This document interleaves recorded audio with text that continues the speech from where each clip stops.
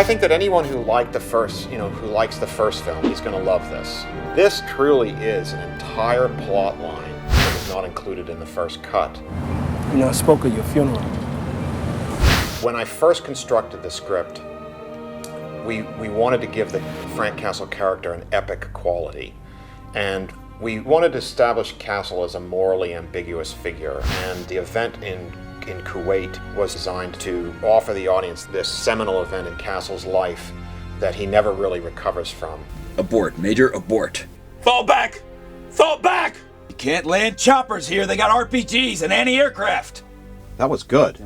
Also there at the scene is Castle's brother-in-arms, this guy Jimmy Weeks. Remember that watch you gave me 13 years ago? Small payment for saving my life. Oh, hell, that rocket would have missed anyway. He was 3 feet away, Jim. And all of this pays off. The whole Jimmy Weeks plotline pays off in that Frank Castle, after his family's been killed, when he returns to Tampa, he is after one piece of information. If you're not going to cooperate... Wait. This man has been through hell. Who's he supposed to trust right now? Let's get him to a safe house. I don't want a safe house, Jimmy. I don't want witness protection. I don't want anything. All I want to know is who gave me up. Frank Castle then discovers that it was his best friend Jimmy Weeks, and he compels Jimmy Weeks in one of the movie's climactic scenes to take his own life. It's an exceedingly dark scene. I can't do it. You can.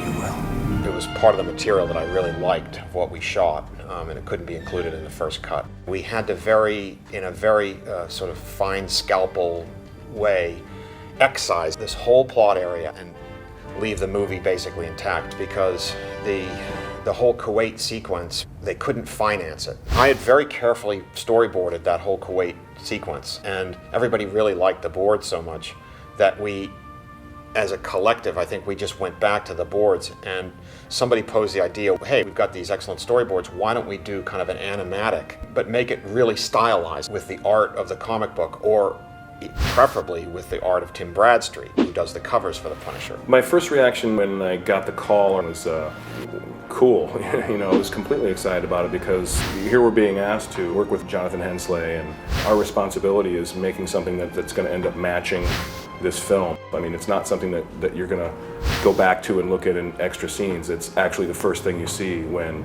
you hit play on that thing. It just kind of evolved as a very exciting, interesting, sort of artistic way to put the sequence together for not a huge amount of money. You got the aspect ratio and the headshots. One of the great things about this piece is that it kind of marries into the opening credits, which are really graphic, and they themselves were one of my favorite parts of the original film, because I'm really drawn to that style of the old Dirty Harry posters and the graphic posters of the 60s and early 70s. It fits, it tonally fits with the picture and the titles. We got Thomas Jane playing Frank Castle and Russell Andrews playing Jimmy Weeks, and a bunch of other actors portraying American soldiers, American GIs, and Iraqi nationals. A friend of mine, Tom Gilliland, and a bunch of his friends came in and became the soldiers for us. I mean, they had all the gear. They helped us gear everything up. They were our military advisors. Yeah, there you go. We did a photo shoot of just their articulated body motion, doing all of the action in the piece. Give you a 3, 2, 1. Okay. 3, 2, 1. Now! Perfect. And then we're able to generate backgrounds on a computer behind them. Now, all of these are stills, but you take so many stills that in placing them together in rapid sequence, you can create a filmic quality. The reason I love to collaborate with Scott Harbin, who did all the photography for this, is because he knows my style, he knows how I like to work. We've worked together quite a lot in the past, so he knows how I like to light things. I didn't understand the lighting when they were first doing it, because the lighting for a photo shoot like that is so different than a feature film shoot. Overhead. We needed to top light the scenes like it was noon conditions outside. Bradstreet uses all the shadows on the face, It's almost like at times he only likes to see the eyes illuminated. Jonathan had certain ideas about how he wanted to do certain things. He stopped us a couple times and acted out what he wanted, and he was fantastic. Series of them walking toward you, is we're going to have to capture each. They won't move far. Okay. They won't move far. For each photograph that we were taking, the actors are posed, they're not moving.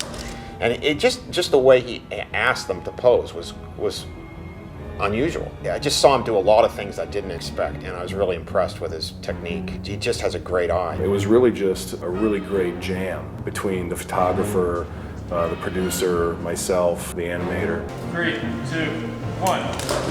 Gosh, that's Come on, I mean, that's, yeah. I mean, that's it. I mean, got it. We wanted to work with very high resolution images when we decided how we were going to approach the photography. So we decided to go with this Hasselblad 39 megapixel camera, which is 3 times the resolution of the normal camera that we would use in a situation like the camera we used for the Punisher movie poster. So we really had something pretty nuts, and the frames are just immense. The files are gigantic. Each frame is 100 megs, 111 megs, and you just like zoom in there into pores and hairs, and the detail that we can pull out of that is terrific. The challenge is taking these photographs, which are just basically normal photographs against a green screen, clearing away all the other information around it, selecting it out so that you just have the character. And then what we did was took it and sent it through a number of transformations in Photoshop to create the basic look and feel of Tim's work. Bradstreet had gone through and done about 15 or 16 of the most key moments, so really we were using that to capture what he was driving at. Unfortunately, we can't have Tim Bradstreet draw every frame, so we created this special filter. We try to grab levels of detail from the original picture and incorporate them in a simplifying technique that still captures the basic film noir, low-key lighting, dramatic feel of the work from the gallery. We use Maya to really give us a sense of movement and to create really motion, speed, importance, drama, especially for the opening shot, to really give it a sense of movement, speed, urgency. The way you can do that in Maya, you can pass the camera through things, past things, and really get a sense of speed, which was challenging because we're matching a very 2D style. Doing the animated sequence at the beginning and adding the extra footage that it relates to back into the film, I think makes a more complete picture. It helps connect the film to the comic. It's more kind of a fantasy of what could have been, you know, had we had the time and the money on the first film. And, you know, it was wonderful to have the opportunity to offer this new storyline.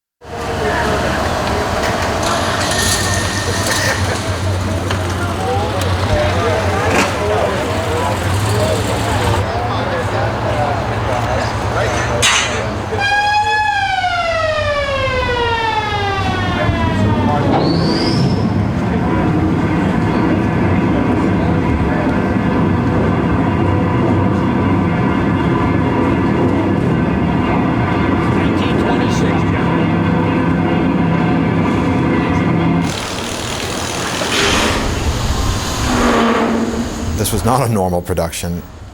In this movie, there was no leeway, ever.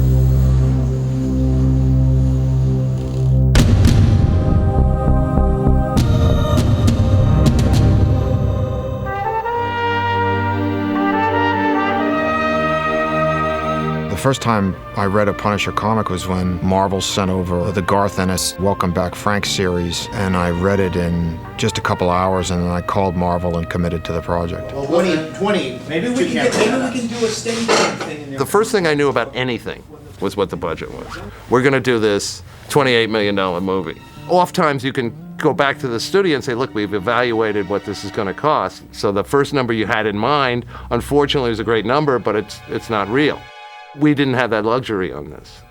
I was under such time constraints. I had to do this entire picture in 50 days, which is half the number of days most action pictures take to shoot. I know that this material can be done in 2 nights. I've done this too many times. It's just that the summer nights are shorter. Right. The sun comes up earlier, goes down later. The other thing is that just so we know, I'm not gonna, we're not gonna have time on these nights to break for a meal. We'll break. I decided that the only way we were going to be able to deal with that kind of stringent schedule was to have all the action sequences very tightly storyboarded. I hired a storyboard artist, Mark Messenger, 9 months before principal photography.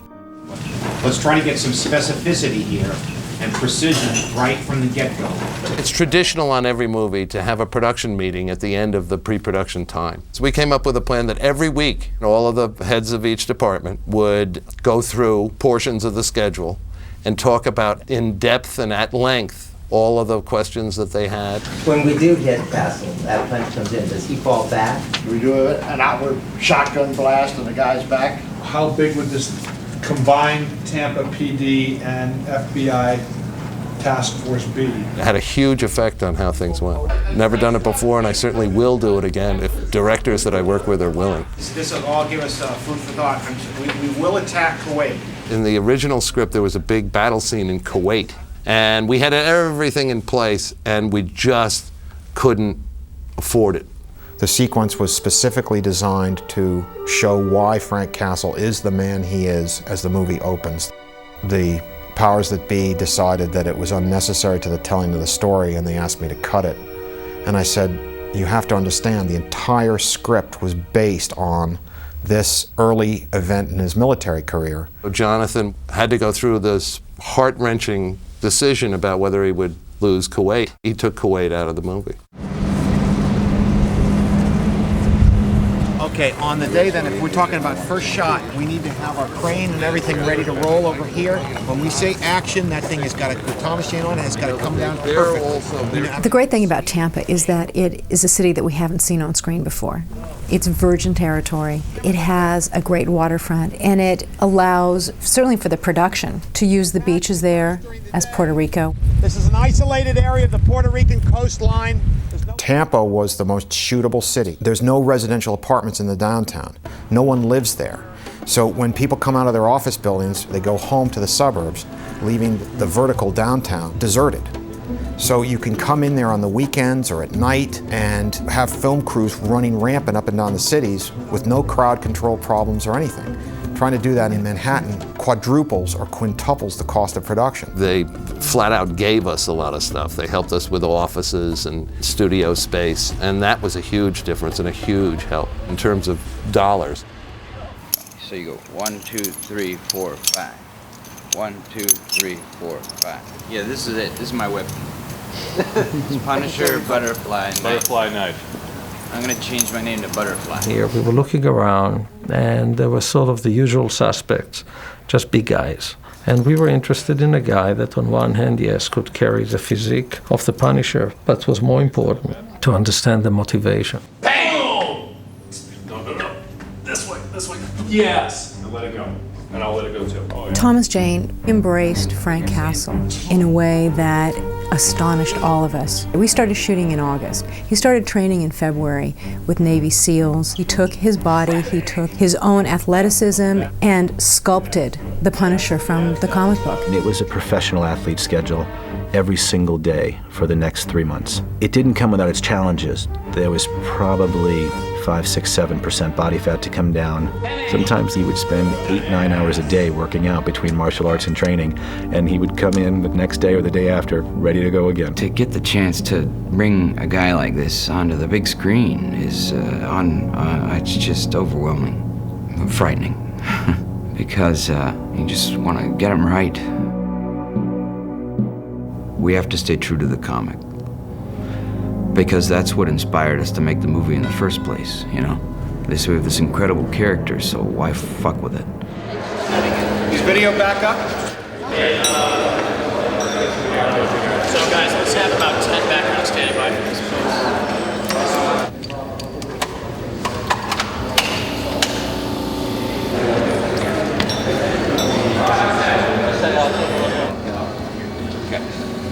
Very thirsty.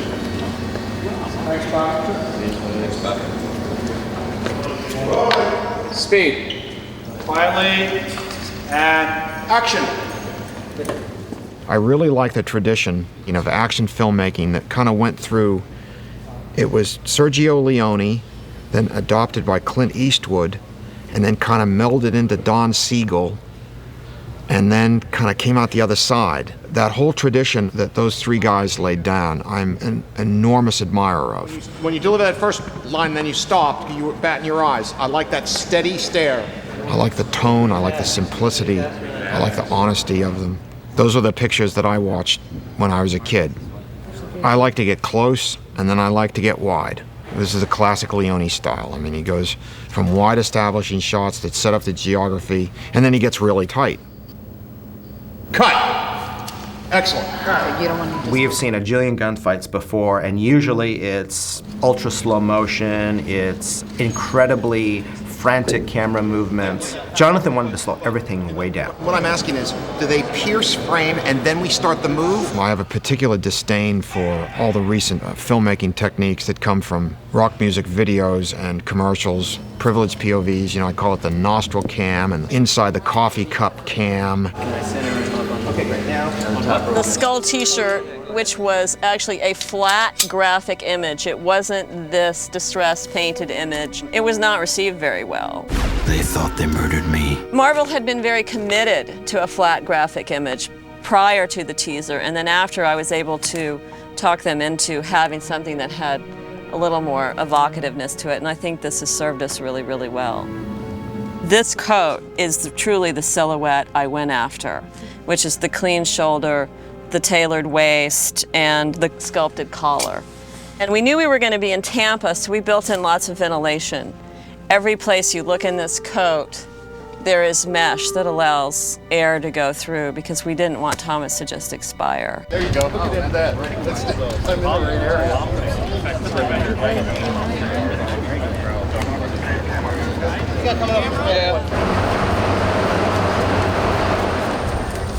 I was told that, like clockwork, every afternoon the thunderheads would roll in off the Gulf. I did not fully understand how volatile the weather systems were going to be.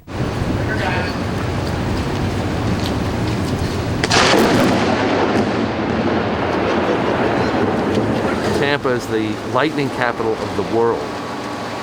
That would be the globe, the world, not the United States.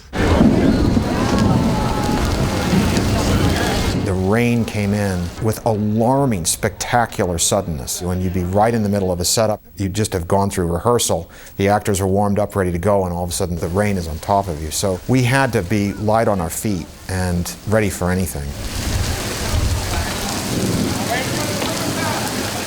They had more rain than they've had since 1890 something. It rained virtually every day.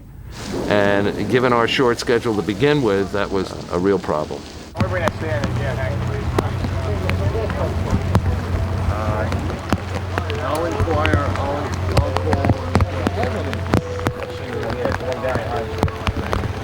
Get an umbrella over Thomas on the porch. Jonathan Hensleigh has always written screenplays as if he was the director anyway. So his perspective as a writer has always been a director's perspective. Just concentrate on those lines. A little slow. I did a little too slow. A little too slow, yeah. Yeah. I'll try to speed up. A little bit, but just enunciate each word clearly. He wanted to put something together that was retro in some aspects of the action and of the shooting, but at the same time, something new to audiences. It isn't all about explosions. It isn't all about CGI. He embraced the books, which is the key in our movies. Look at the comic books, look at the panels. If you love what you see, you can do it. If you want to change the world and change history, go find another movie, not in Marvel. Cut! Great! Great! Great! In that moment, there was a ruefulness. Excellent, excellent, Yeah, excellent. thanks. Look at it. I mean, Yeah. good? Yeah, it felt good. Thanks, bud. Yeah. Good stuff.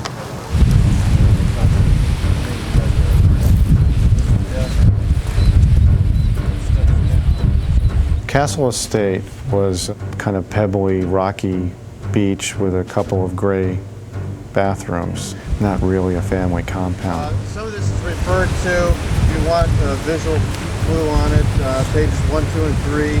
I hired Michael Hannon because I wanted someone who not only had versatility, who was good at designing anything, but also someone who could bring it in on budget and had a logician's approach to it. I came up with this plan, if I could get the palm trees to the water, put a lot of sand in there, and then build the other structures around this to basically make that Puerto Rico. The water was always right there outside the windows. There was an element of realism there that wouldn't have existed if we had done that on a soundstage. My brother works at Lake Road, Long Island. Okay, David, we're ready. This will be a rehearsal. Gary had just done the Italian job. He's not a swaggering belt buckle kind of stunt coordinator. He brought organized reality to everything that we wanted to do, which was a huge help. 3, 2, 1, go! Okay. Sonny, you could be even just a taste later. They practiced it to know how much they should pull, how far the guy should spring his legs to carry over the balustrade. All these different things that you need to master to have a stunt look natural. And so he really nailed the stunts on the first time, almost every single time during the show. Sonny, are you ready? Yeah. Got a spotter by camera? Okay. 3, 2, 1, go! You okay? Yeah. That was a good one. When I lose the job. But if you get hit in the leg, do you go down? I think the first thing is reaction would be all your weight would be off that leg. You would either be hopping or you'd go down. Yeah, but it won't affect the rest of your body, just remember. So if you got shot, bam, that leg takes reaction. Right. Shot with a 9mm. Step up like this. Fire. Boom. Click. Step up. Boom. Boom. Take it. Go down. Come up to fire again, and then take one in the shoulder. Come up to fire again. Take one again. Let's stick with this. This Now is I'm good. going over this way. But when you're doing a movie like this and it has a lower budget and you have a shorter schedule, it's really tough on the cast. What? We just couldn't see the barrel discharge. Okay. You're a little too. Still rolling. A little too closer. Still rolling.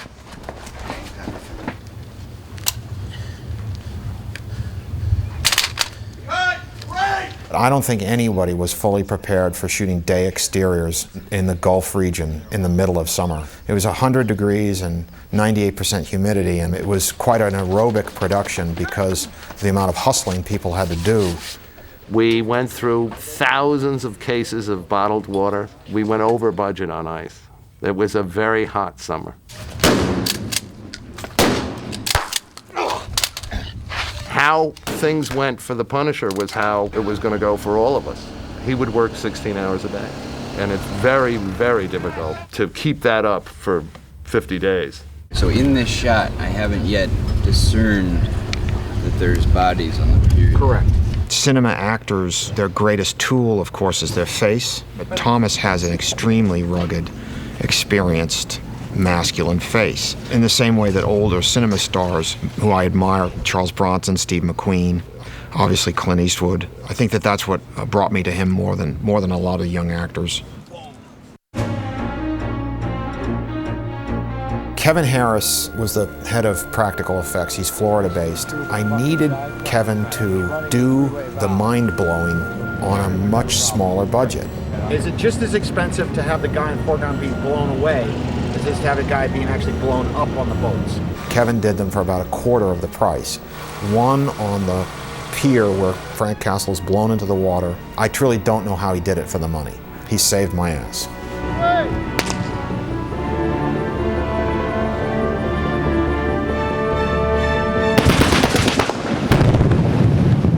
Wow!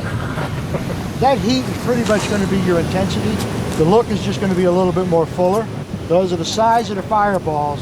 The only thing that's not in there is this phosphorus look, which will be in on the day.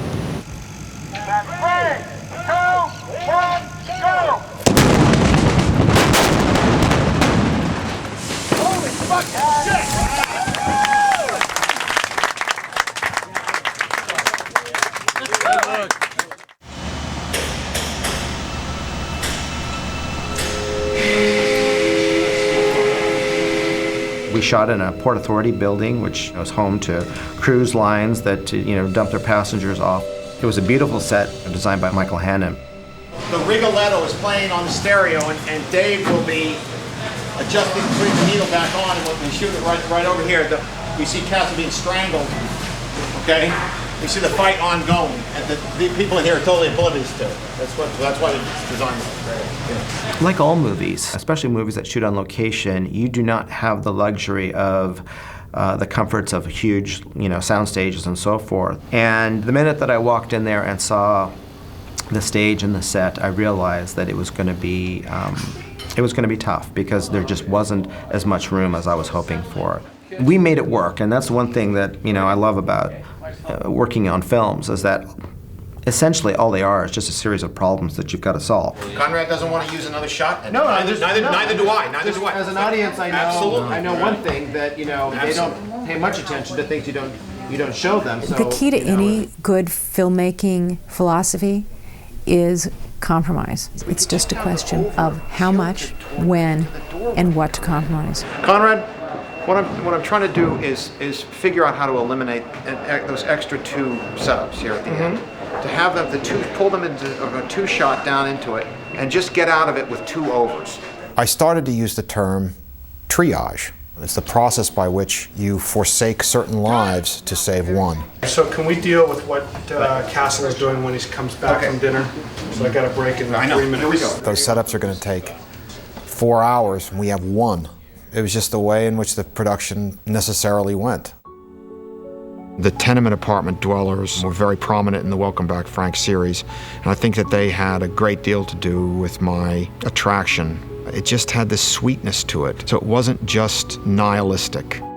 You had these 3 really disparate individuals. Rebecca Romaine Stamos, who's this former supermodel, and Ben Foster, who's this very serious young actor, and John Panette, who's really known as a stand-up comic. They had a lot of fun off the set, and it contributed, I think, to their chemistry on the set. We're here on the set of The Punisher, where they're about to do a stunt dance. Rigoletto, this is a tough one. People may get hurt.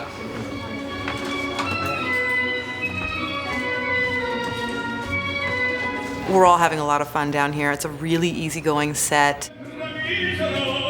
I've already done a comic book movie. The character that I'm playing in this one is just this really sweet, downtrodden loser, as opposed to this like slick supervillain that I got to play in the other one. So it's complete opposite, it's fun. I think that Rebecca really has a kind of mystery, which I think is the asset of every great actress. No matter how much you see the actress, you want to see more. You're wondering what is going on there, behind the eyes, behind the mask. You hook into Rebecca quickly in her performance. And cut. Great. Cut. I have this. Rebecca, excellent. Great. Couple boxers, table and all. Yeah.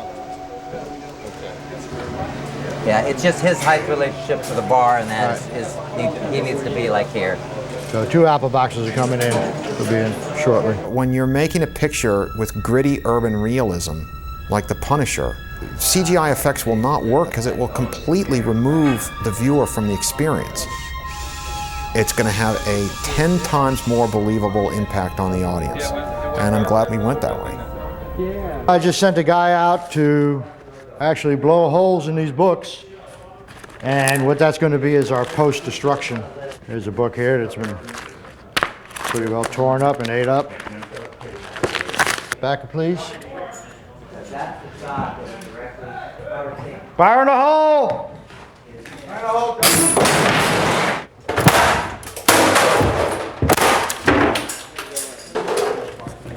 All these wires are connected to all the squibs that are throughout the set. Different segments. Everything's tied together.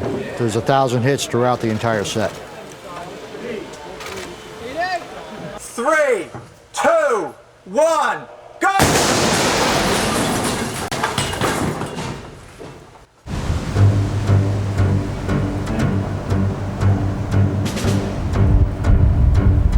I had been looking around for a nightclub and I couldn't find one, and so I was a little exasperated over that. But we walked into this big cube of glass that formerly housed the Bank of America. And I looked around and I said, well, there's not much here. And Michael turned to me and said, no, Jonathan, this is the nightclub. And over there, I'm going to erect Howard Saint's private area for his table. See those teller spaces right there in the center of the room? I'm going to build an elevated dance floor on that. And he walked me through the whole thing, and I just turned to him and I said, well, now I know why I hired you. You're a genius.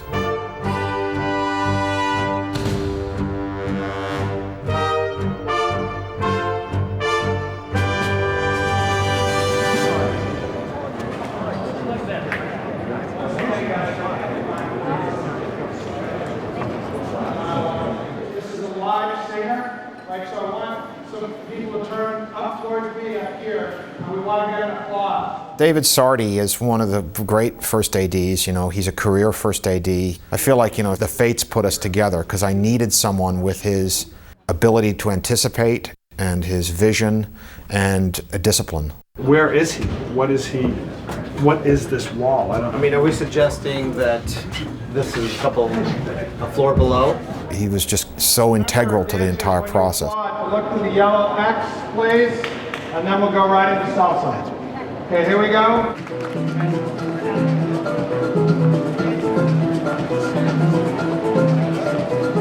And cut. Cut. That's Mark. Background action. And action.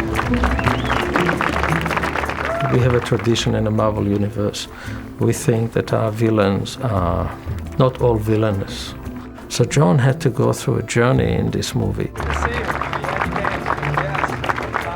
John Travolta is a perfect person to play Howard Saint because I feel that John always brings duality into his characters, and I think that Howard Saint, he's not a good man. I mean, we're evil, you know, but we don't know we're evil. We feel like we've been forced into the situation. I think he relishes these types of villain parts. I think he really has a fun time playing them. He said that he was playing the part like an amoral, degenerate Roman emperor. Well, villains offer you more freedom in their construction because villains usually are living life with more freedoms than your average fellow in regards to what is social and moral behavior. So in general, villains are very interesting to play because you have much more to feed off of. You have people that are secretly living however they want. They're responsible to no one, basically. So in some ways, they're easier to play than your straight and narrow characters.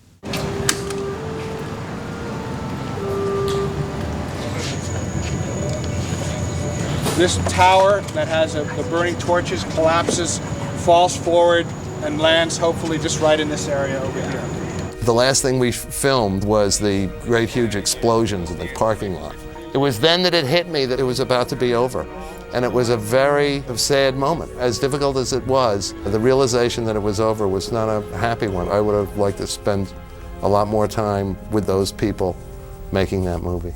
3, 2, 1, go!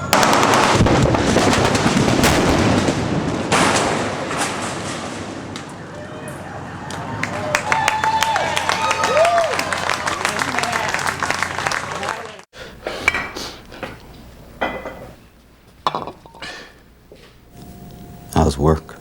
Why is that gun pointed at me? I wanted to deliver a picture to the audience of 2 hours or under, because I just thought that this subject matter didn't warrant a film longer than that. What did happen to your Porsche, Jimmy? I ended up in my first cut with about a 2 hour and 40-minute movie, and a lot of that material was taken up by a subplot that was cut entirely from the film, and that involved FBI agent Jimmy Weeks. Okay. It took up about 35 minutes. We were able to pull it from the film and not really interrupt the basic flow of the narrative and get the picture under 2 hours.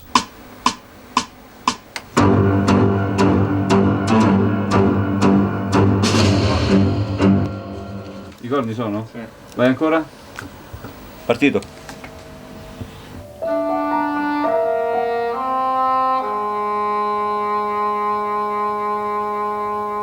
I had been given a sampler of composers that were within our budgetary restraint. I started listening to this very simple but very powerful composition. They said it was from an Italian film called The Flight of the Innocent. I asked for a meeting with Carlo Siliotto. He said, I don't like American movies, I think they're all shit.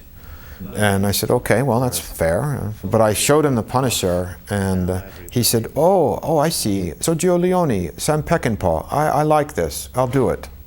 I wanted beautiful melodies that could be recorded with an orchestra that would undercut the darkness of the subject matter.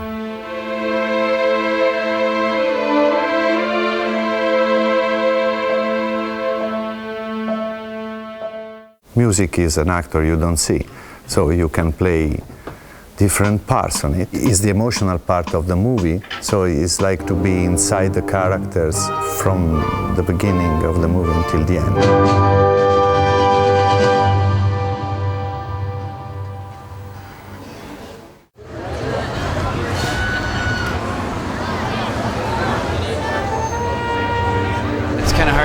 Something like this, kind of overwhelming, really fun, a lot of fun.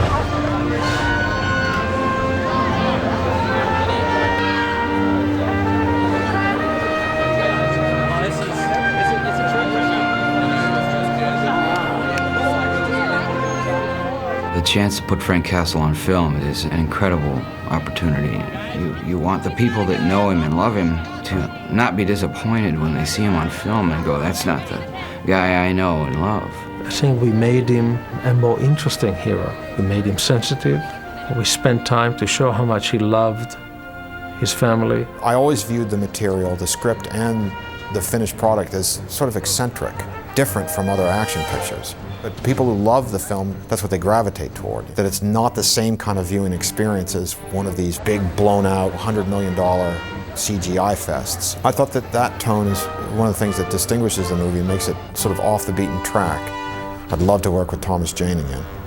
I think he was born to play this part. To the future.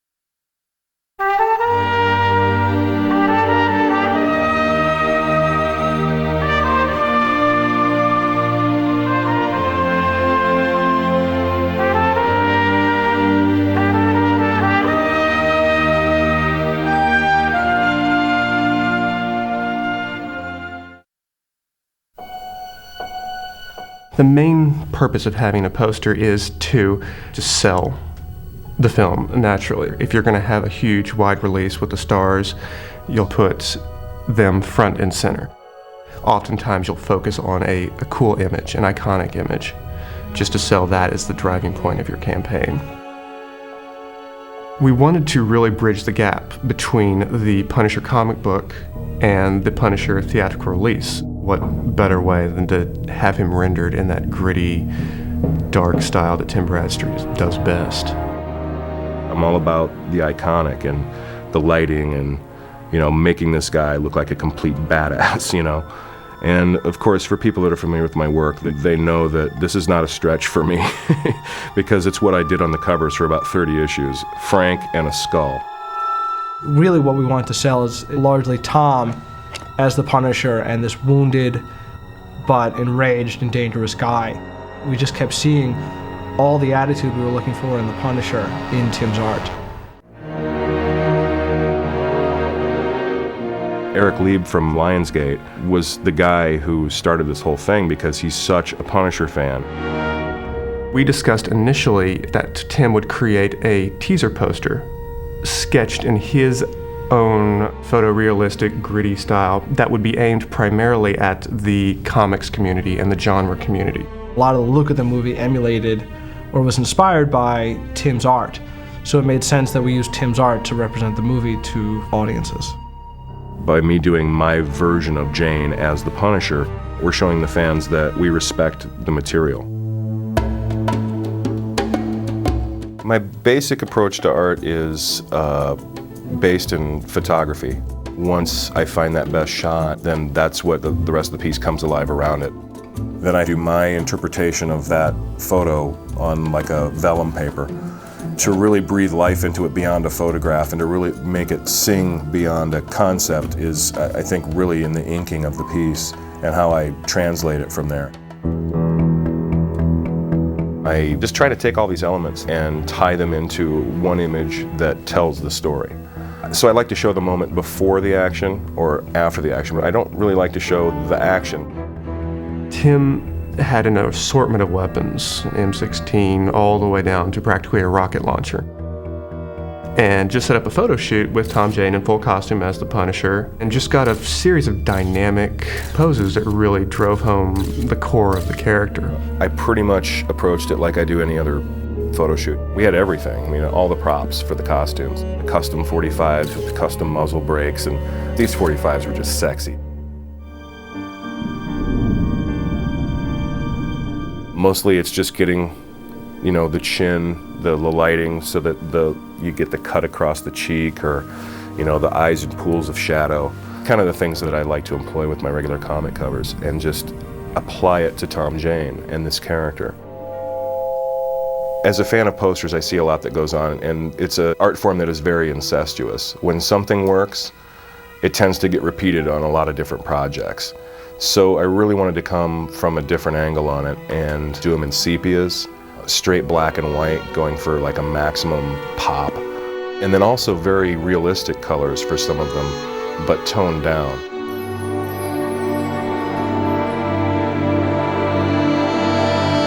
Tim was doing posters that were going to be in comic book stores and would be promotional items. Ultimately, they just started progressing into these great cinematic one-sheets.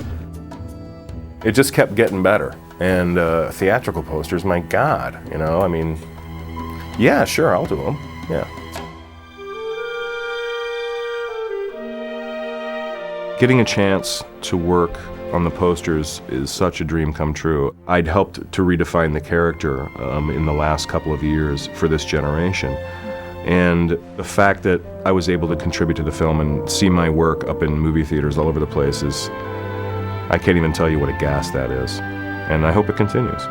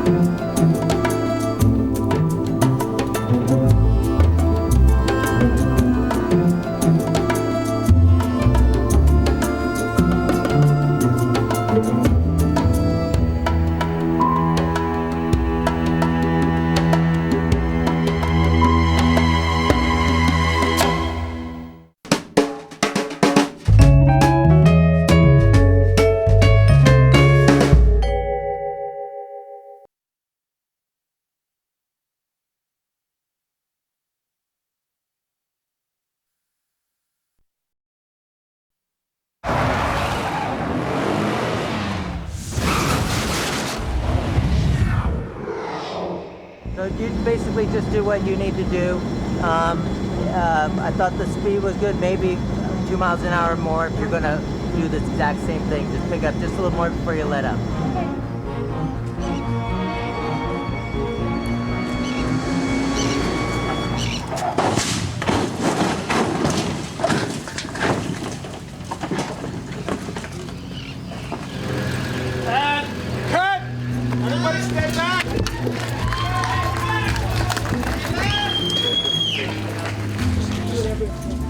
I wanted to get a little bit further around, and I thought there would be a little more delay on the butt. All right, good job, Donna.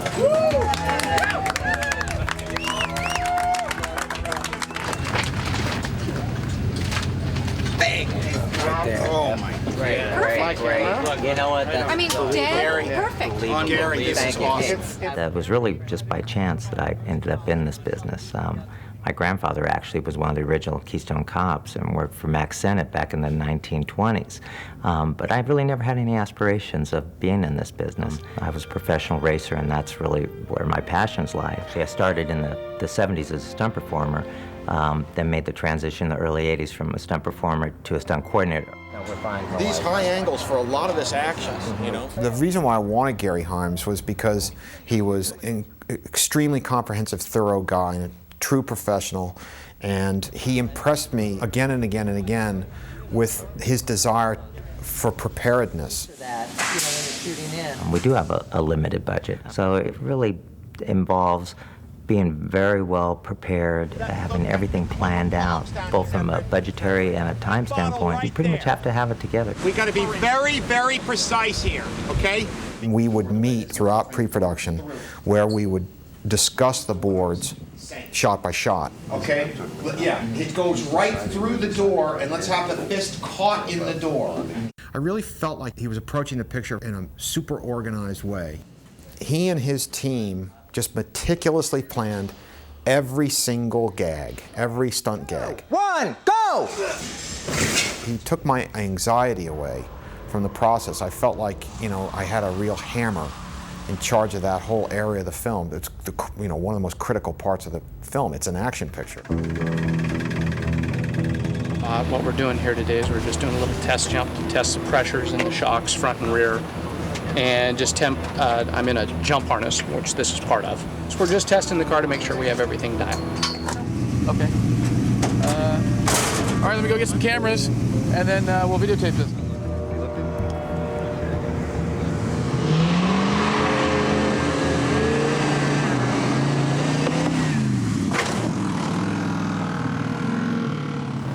It was a good test. You know, the driver's really happy. So Gary is such a specialist when it comes to this kind of stuff. What I think is one thing, but you know, he's going to make the major decisions because this is really his forte. And so I'll just take the information to him, and we'll make judgment calls from there and adjust our setups again. I said, we're not doing any CGI enhanced stuff whatsoever. We're going to do everything old school with real stuntmen, real explosions, real crashing cars. A lot of the time, when I watch a CGI enhanced stunt, I just don't believe it. It doesn't look real. We're taking a very, straightforward, realistic approach where there will be no CGI, no digital effect shots in it. It's pretty much what you see in the lens is what you're getting.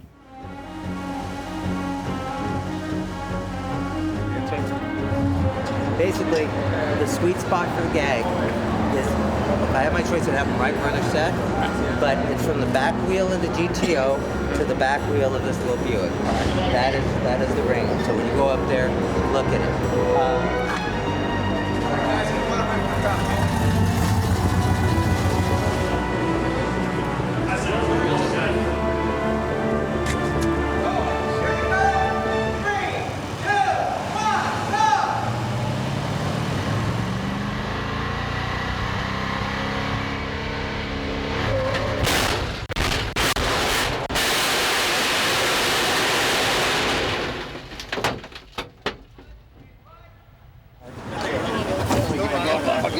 We've assembled a wonderful team here. Overall, by the time the film's been completed, we'll probably have used close to 40 different stunt people on the film. We always try to bring in the best people for the job. Okay, guys, so here's the briefing on what we're doing. This is a 5-camera setup, so far as I know, of the propane tank explosion. Mark is going to get ratcheted back and ignited and flying and landing on fire. Okay, that's the gag. Our enforcer number 2, we're doing a little rehearsal to enforcer number 2. This will be where he's hiding behind the grill, and Castle just comes out of his house and shoots the propane bottles, which explode and blow enforcer 2 about 25 feet back. He'll be flying through the air on fire, and that's it. Then he's dead. And physically on fire, if you do it right, it feels pretty good. When you do it wrong, it feels horrible. So we're going to do it right, and we got a good crew with me, and there you have it. I know we got the brush. You got your brush? I have a brush. I try to keep everything just as calm around me as I can, just it allows me to think. And as much as we plan for everything and account for everything, it's a bomb, and I stand on top of it, and it makes me think about some things. But it's good. It's good.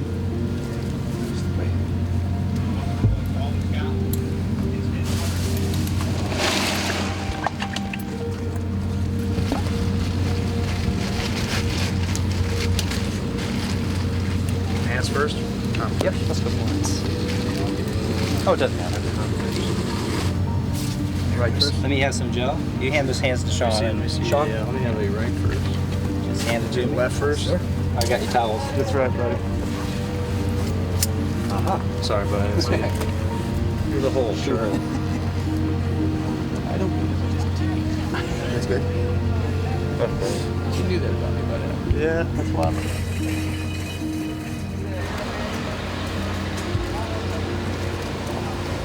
We'll go hot here. Right. And then we'll walk in. Exactly. And then once you go in and he's glued, because I want to roll it before you even exit frame. Yes. Okay. That's fine.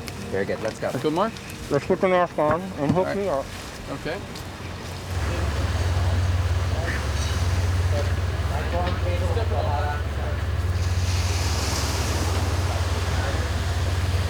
Seconds away, guys. Seconds away. Track 1000. All right. Here we go. 3, 2, 1, go!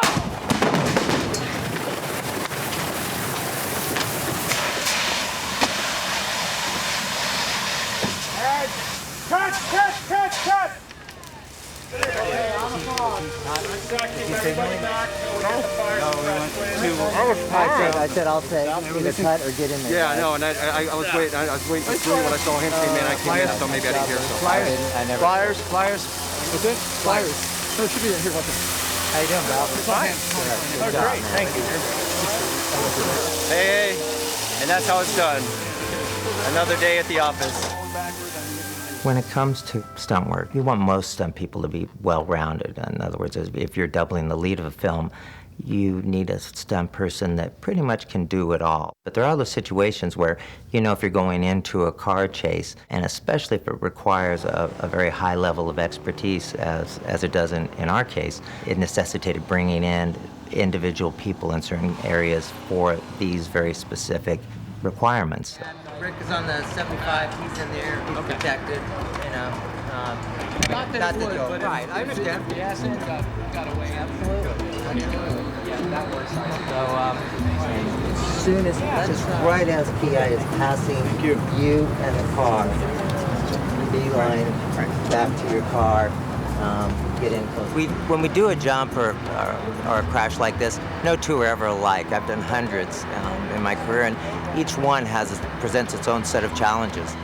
On this, we wanted to go out and set the car up to absorb the landing of the jump. I tried to utilize several different techniques, both a suspension seat, utilize a suspension harness for the driver to prevent any spinal injuries, and then set the suspension up in the car as well to absorb the impact of the jump. Bottom line is it just punch it just prior to liftoff, right? Okay. Just to get a little loft, just to lighten that front end a little bit. Yeah. And that's it. On situations like this, you draw from both experience as well as there's a lot of intuitiveness involved as well. After been doing this as many years as I have, you kind of get a sense of things.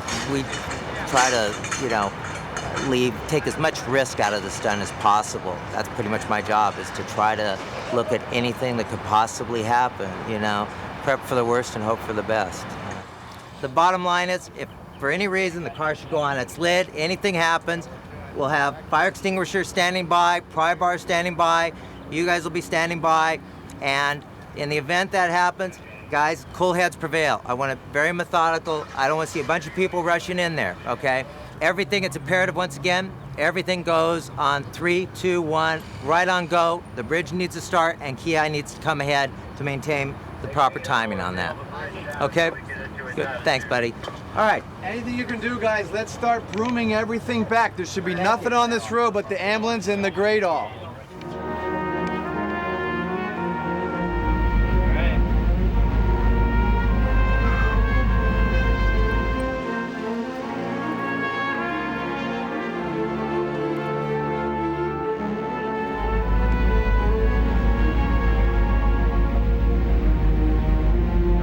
Andreas, you have to be back by the condo more, because that camera up there will see you there. Well, if the car goes out of control, we're going that way. Okay. Hopefully it won't. Hey, very good. Dane, are you guys 100% in the car? Yes, Ki is 100%. All right, stand by. Let's start the engine. Stand by. You guys, we're fully locked up. Chiba, confirm the bridge. No one is anywhere. Here we go. Okay, Martin, it's yours, and I'll take it. Hey, here we go, guys. Pictures up. Let's roll video.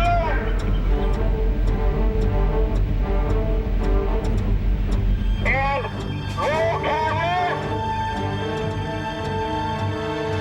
Here we go. Ready? 3, 2, 1, go!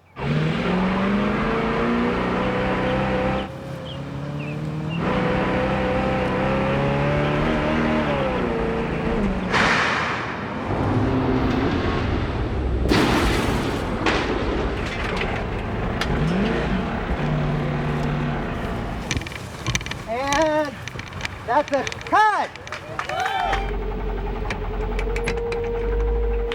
Very good, Chief. Stay here! I know how Ki is right away. Thumbs up on Ki. Thank you. What? Once again? Watch this. Yeah! This angle is excellent. I mean, they all are. Nice, brother. How'd you feel? It was great. Go for call. Jump number 1. We might even do it again. I think it actually worked out real well. You know what? I'm only as good as the people I have working for me, and I try to surround myself with great guys. So, my hat comes off to these guys. Gary's been amazing. Him and his crew that he works with. I'm just proud to work with guys who are just that good, And when you work with guys that good, you want to give everything to it. That's what it comes down to. Overall, we've probably used 3 different people to double Thomas Jane on the film. Not only car driving double, but my assistant, Mike Massa. Mike is doubling from time to time. And Mike Owen being his primary stunt double. So it does involve, it's a team effort. Mike, I'm gonna show you on this first one the path that when you take stand over my camera. But at the same time, there's been a lot of situations on this film where I would have probably put in a stunt double, but Thomas, he's able to physically carry out more, to do more within the film. He's really been a tremendous asset. More so than any actor I've worked with in the past, Thomas wanted to fully portray his role in the film, and that extended to performing many, almost all really, of his own stunts. And he spent a lot of time preparing for this role, both physically and mentally. He's in great physical condition. He's an excellent athlete. He got probably about a year's worth of training from the tactical standpoint in a very, very short period of time and absorbed it exceptionally well. We started Thomas off with basic firearms training. From there we progressed into edge weapons, quite a bit of knife training, trying to give him as much information as possible where he can pick and choose, dependent upon the situation within the movie, what he would like to use. Thomas is extremely aggressive and ambitious with his character. He wants to feel what the character's going through, and therefore, by letting him do his own stunts and him wanting to do his own stunts, it even makes him feel that character even further. He's tough. He's one of the toughest actors that I've ever worked for. He's almost like, well, he is like one of us. What? Yeah, the grenade drop was perfect. Hey, Thomas? You okay? Thomas? That was tremendous. Consequently, Thomas has probably done 80 to 90% of the physical stunts within the film, which is very unusual, and it's a tremendous asset for us. Generally, as a producer, it's the last thing you want to hear. As a moviegoer, on the other hand, it gives that verisimilitude, it gives that level of authenticity. Right? And 3, 2, 1, door.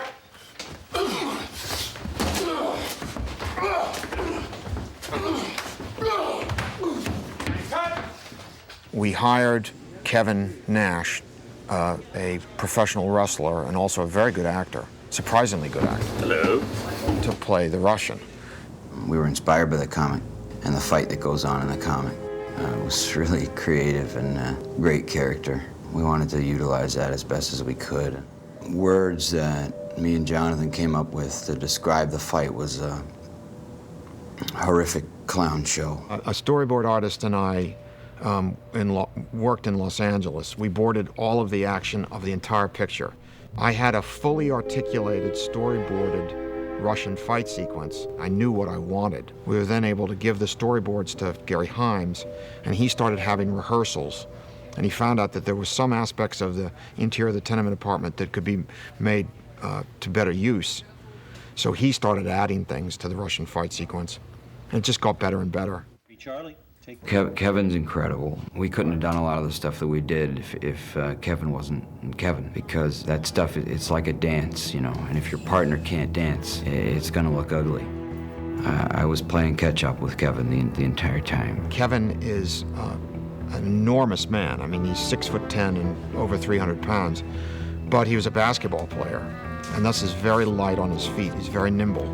So he was able to control his movements and also the movements of Thomas Jane in this brutal fight.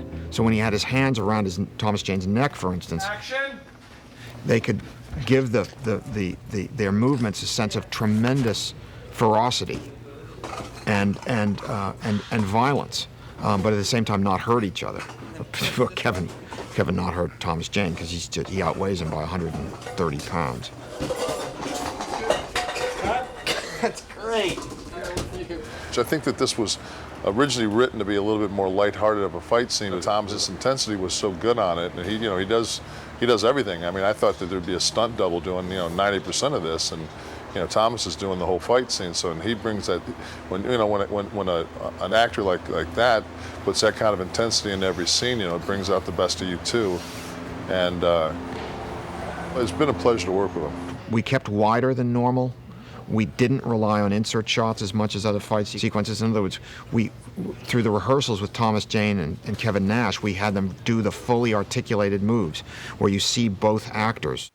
And Conrad and I committed to filming it and letting the actors rehearse, getting really good at the articulated moves, and then stepping back just a little bit and filming it.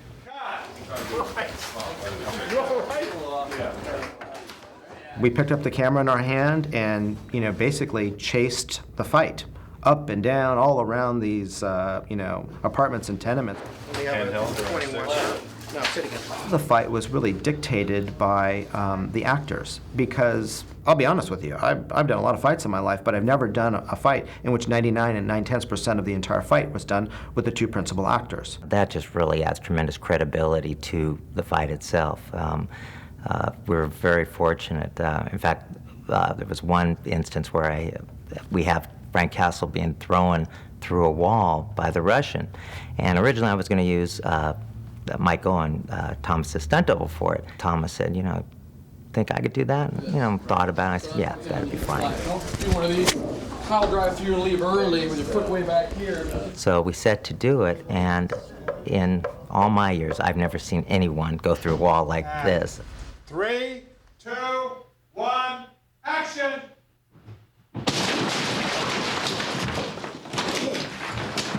It was so powerful and so dynamic.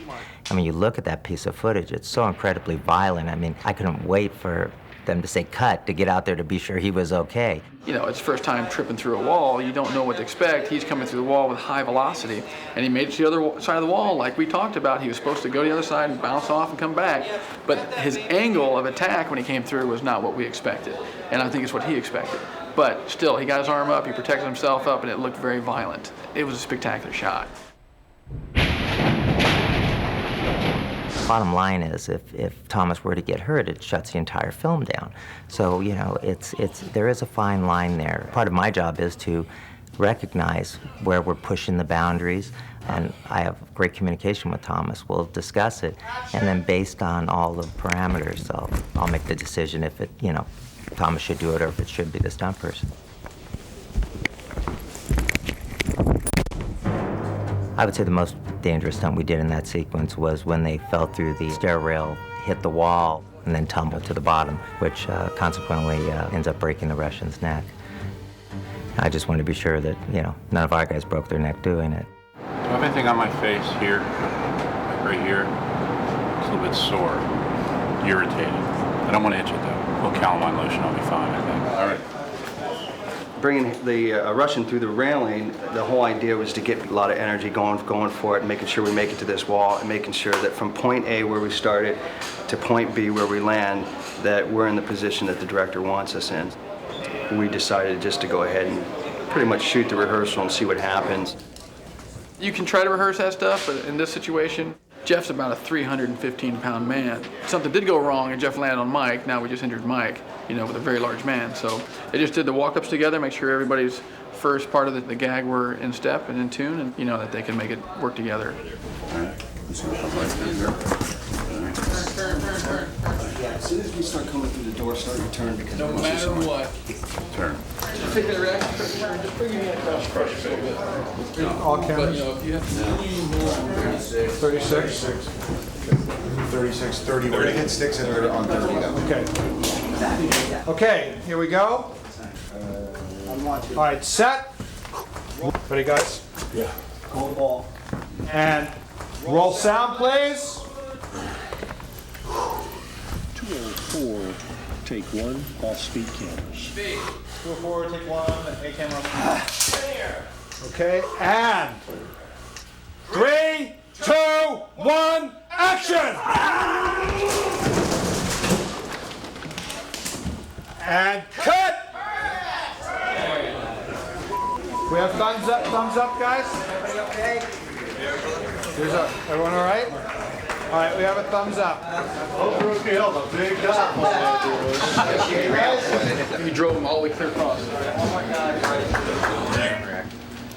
Okay, cut their coffee. Lauren? Yeah. No, this is Oh! I know. Sure. Tremendous. Well, we got Tremendous, guys. Right? Very nice. Okay, so tremendous. We checked the gates on this? Yes. It takes a very unique individual to become a stunt performer. If you look at the numbers overall in this country, it's much easier to get in the NFL or the NBA than it is to be a successful stunt person. There's actually less than 500 full-time working stunt people in this country, and people that work, 200-300 days a year. Whereas every football team has, 30-40 players on the roster overall, so, you can see there's a very small percentage of people who actually are successful or become successful in this industry as stunt performers. And any questions, anyone? Okay, have a good, safe ride. Roll cameras. BT. 3, 2, 1, go!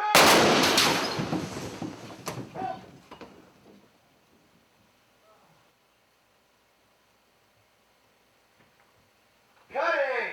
Cut! There has to be that underlying passion, of course, because, you can never ask somebody to put themselves in harm's way. That person has to, they have to have that desire and that drive and that energy. I think that's great when somebody can actually, they accept the risk, accept the challenge, they have the confidence and the skill necessary to bring it to fruition, and they're very calm and collected about it. Those are the type of stunt people that we like to have around here. F, please. Oh, great, great, great. That's great. Okay. There's not a film Very that I good. don't learn something new on or find a better way or a different way. My opinion is no one person knows it all. I mean, yeah, you need a great camera crew, you need people that understand action, and you need, it goes all the way from the ADs on down. You need wonderful special effects people if you're doing mechanical effects, gags, explosions. The bottom line is you're relying on the people that you're surrounding yourself with. And we were very fortunate. We had a wonderful team on this film. Great job, Harry. Yeah. Great job. Thank you very much.